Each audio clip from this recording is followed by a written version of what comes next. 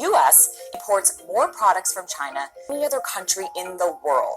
$505 billion worth of goods in 2017, while only sending $130 billion worth of products to China. This creates a gap of $375 billion. $375 billion.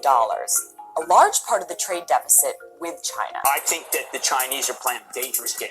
I don't think the president's playing a dangerous game.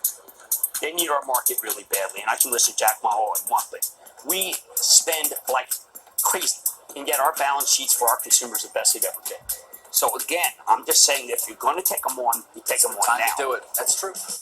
In the time I've been talking, did you notice all the products in the room that are made in China have disappeared? But it does go to show just how much we depend on them.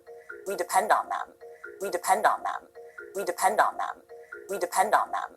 The Chinese government, interestingly, also issued a lengthy policy paper just now on a national holiday to really reiterate its position on this trade war, because his whole reign, his policy at heart is about a rising China on the global stage, national rejuvenation, in his words, in Mr. Xi's words, realizing the Chinese dreams, in Mr. Xi's words, realizing the Chinese dreams, in the Chinese dreams, in the Chinese dreams, in the Chinese dream. China doesn't really rely on the U.S. like it did in the 2000s.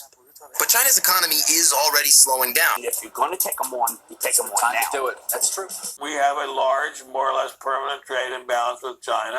We have got to somehow make it clear to the Chinese that this just does not to be tolerated. And the Chinese don't need to do it. We don't need to have them stealing from us. They're a very major intellectual power all by themselves. Not backing down when it comes to China and trade. His United Nations speech called out the world's largest, or close to second largest economy, called it out in a big way, promising a new paradigm for how we deal with China. Take a listen.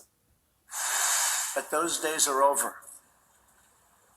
We will no longer tolerate such abuse. I have great respect and affection for my friend, President Xi. But I have made clear our trade imbalance is just not acceptable. More evidence today of a strong economy. The 4.1% economic growth in the second quarter. President Trump today was quick to take credit. These numbers are very, very sustainable. The country's strong economic growth comes at a time when we're also experiencing the longest streak of hiring on record. Unemployment just 4%, and robust hiring going on in business, manufacturing, and healthcare.